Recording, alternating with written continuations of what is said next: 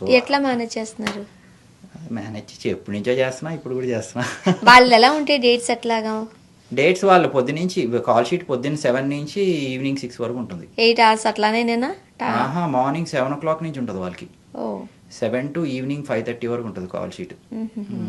అక్కడే ఉండాలి, లేకపోతే డైరెక్ట్ కోపం వస్తుంది. నేను అనేది అదే, ఇప్పుడు మన దగ్గర ఖచ్చితంగా ఒక 8 గంటలు పనిచేయాలనే రూల్ ఉండింది సినిమాల్లో కూడా. అక్కడ కూడా ఉంది. అక్కడ కూడా ఉంది. అక్కడ కూడా 8 hours అయినా ఇంకా మించి ఉందా తక్కువ ఉందా అని. పెద్దవాళ్ళు తక్కువ ఉంటుంది, 2-3 hours 4 hours ఉంటుంది, వెళ్ళిపోతారు వాళ్ళు చూసుకుని. Okay okay.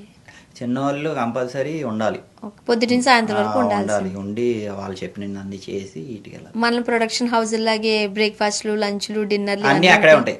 చాలా చాలా అసలు బ్రేక్ఫాస్ట్ 4-5 వెరైటీస్ ఉంటాయి.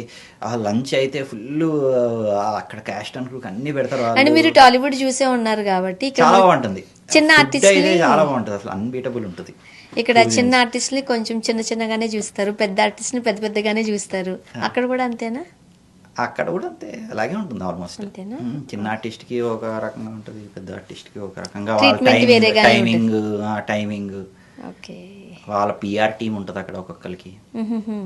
ట్రీట్మెంట్ మనలాగే ఉంటుంది అక్కడ కూడా, చిన్న పెద్ద డిఫరెన్స్ ఉంటుందండి. ఉంటుంది మరి అంతే, వాళ్ళ పేమెంట్ వేరేగా ఉంటుంది, వాళ్ళ డేట్స్ వేరేగా ఉంటాయి, వాళ్ళ కాల్ షీట్ వేరేగా ఉంటుంది. Okay. Thank you so much Rajadas Reddy garu, స్టూడియోకి వచ్చారు, మీ ఎక్స్పీరియన్సెస్ చాలా షేర్ చేసుకున్నారు. ఆస్కార్లో మీరు ఏదైతే ఎక్స్పీరియన్స్ చేశారో దాన్ని మాతో పంచుకున్నారు. అంటే చాలా మూవీస్ కూడా మీవి రిలీజ్కి రెడీగా ఉన్నాయి కాబట్టి మంచి మంచి సినిమాలు చేయాలి, బిగ్గెస్ట్ హిట్లు కొట్టాలి. అండ్ ఇక్కడే కాదు, హాలీవుడ్లో కూడా మీకు మంచి బ్రేక్ రావాలని మనస్ఫూర్తిగా కోరుకుంటున్నామండి. థ్యాంక్ యూ అండి. Thank you so much. నన్ను ఇక్కడ ఈ స్టూడియోకి పిలిచిన టీం అందరికీ థ్యాంక్ యూ సో మచ్ అండి. Thank you.